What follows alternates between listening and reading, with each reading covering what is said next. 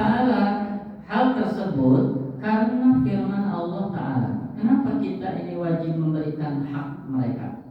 Kenapa kita punya kewajiban untuk memberikan hak mereka kepada mereka? Karena yang pertama firman Allah Ta'ala An-Nisa ayat 36. Surat An-Nisa ayat 36. Kayak ditinggali di buku ya.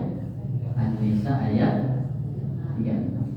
Wa bil walidaini ihsana wa bidzil qurba wal yatama wal masakin wal jari dzil qurba wal jaril junub. Kita ini wajib berbuat baik ke orang tua, ke kerabat, anak yatim, orang-orang miskin. Ada jari dzil qurba, tetangga dekat. Wal jaril junub, dan tetangga jauh. Kami di Mau'izatul Mu'min, Bapak Ibu, itu mengutip hadis Abu Daud, arba'una jaran jarun. 40 tetangga itu merupakan tetangga. Nah, itu kami ingat di Mau'izatul Mu'min. Lalu Az-Zuhri menjelaskan 40 itu 40 kapayun, 40 katukang, 40 ke samping kanan, 40 ke samping kiri. Jadi radius 40 itu jadi tetangga. Ya. Jadi kami ningali penjelasan di Mau'izatul Mu'min yang merupakan ringkasan dari Ihya Ulumuddin. Az-Zuhri mengatakan begitu. Kapayun 40, kaditu kapangkar 40, samping kanan kiri 40. Kira-kira ibu kenal kan? Mana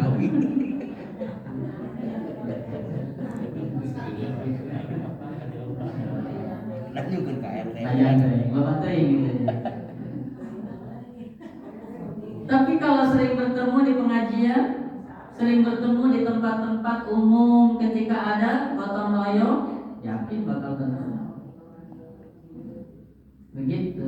Ayo kita beres-beres, hadir ngobrol. Ayo ke masjid, punten di masjidnya lain sholat cicing gitu paralem. Saya senang Pak lama di masjid ayah kopi, beres. Karena lain minta kopi lain. Saya senang ketika beres, bari dan cari cing ngobrol ngopi. Saya lebih senang mending ngopi di masjid daripada ngopi di luar masjid. Minimal waktu isya langsung salat isya. Gitu kan? Jadi jangan sampai masjid ini hanya tempat sholat. Kita pakai untuk ngobrol. Bisa jadi ada orang yang bermasalah ingin mendapatkan bimbingan. Bisa jadi ada orang yang ingin curhat dan ngeri. Gitu kan? Jadi masjid ini jadi pusat semua kebaikan-kebaikan yang mencakup seluruh kepentingan dunia dan akhirat. Ya lamun masjid yang dipakai yang sholat. Ini kan ngopi di masjid. Ini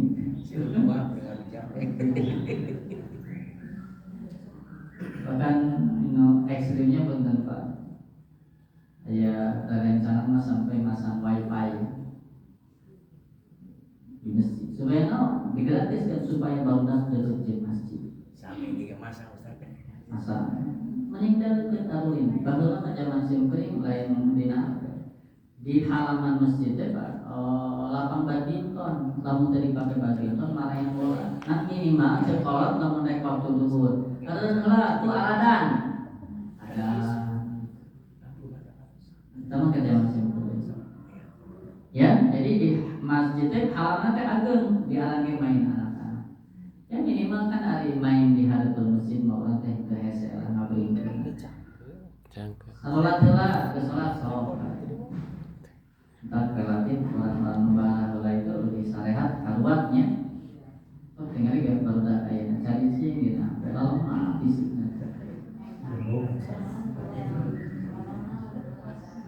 Diajak pulsa coplok yang subuhnya.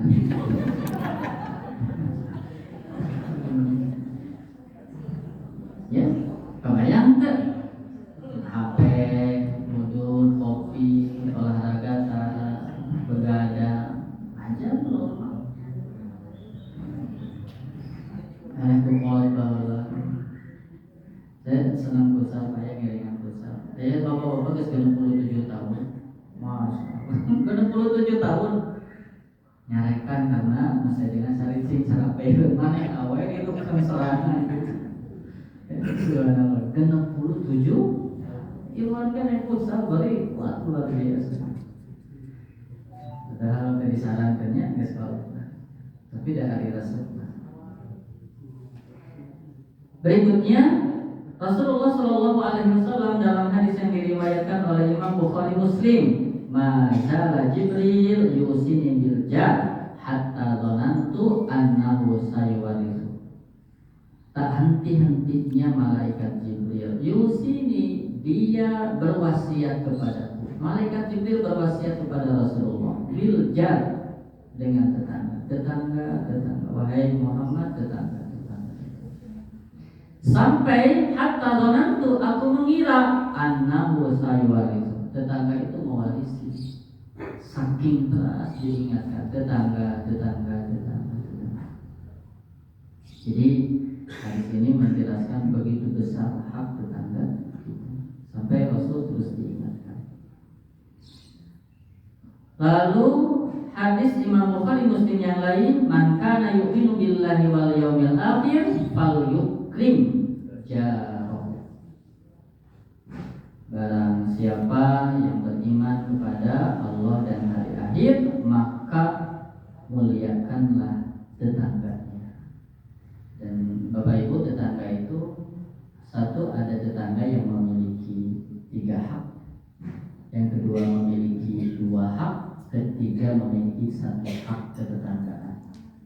Yang 3, dia tetangga kita, dia saudara kita, kerabat kita, dan dia satu agama dengan kita. Muslim, adik urang, imahna deket jeung urang. Berarti bagi dia punya 3 hak yang ada pada diri kita yang harus dikeluarkan. Hak sebagai saudara, hak sebagai sesama muslim, hak sebagai tetangga. Ayo deh, anu raya raka salakat bomnya. Kamu orang Sundanya. Marium jika jauh ini.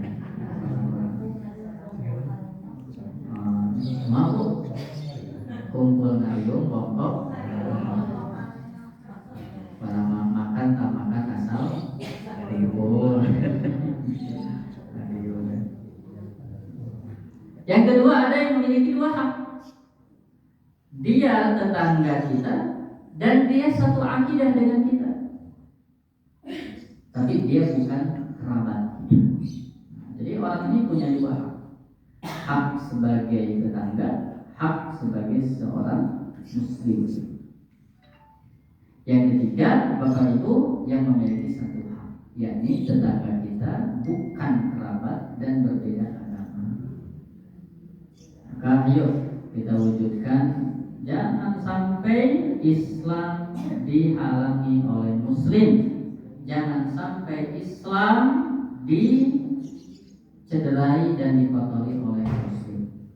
Islam tinggi, maka muslimnya harus beradab tinggi, termasuk ketika kita bertetangga yang bukan beragama Islam. Jangan kena lain agama Islam, tapi dia tetangga kita. Maka sok tinggal di hadisnya, enggak pakai sifat fal yukrim jarah, enggak fal yukrim jarahul muslim, enggak. Ya, isi ibu di perumahan atau di mana wae, ternyata datang di urang agamana sanes agama Islam. Si emot, dia yang bukan beragama Islam akan mengenal Islam dari diri kita, dari akhlak kita, bukan dari Quran. Mereka tidak meyakini Quran dan tidak mungkin baca Al-Quran. Mereka tidak meyakini hadis dan tidak mungkin membaca hadis. Mereka akan menyimpulkan Islam dari perbuatan kita. Lamun orang tukang bohong, dia dibohongi, maka dia akan menyimpulkan ternyata Islam itu agama bohong. Ya kan? Biasa orang ngomong rapat ontai atau ontohot. Ontohot. Biasa, jadi jam 8 datang jam 8. Ngaret. Tenang.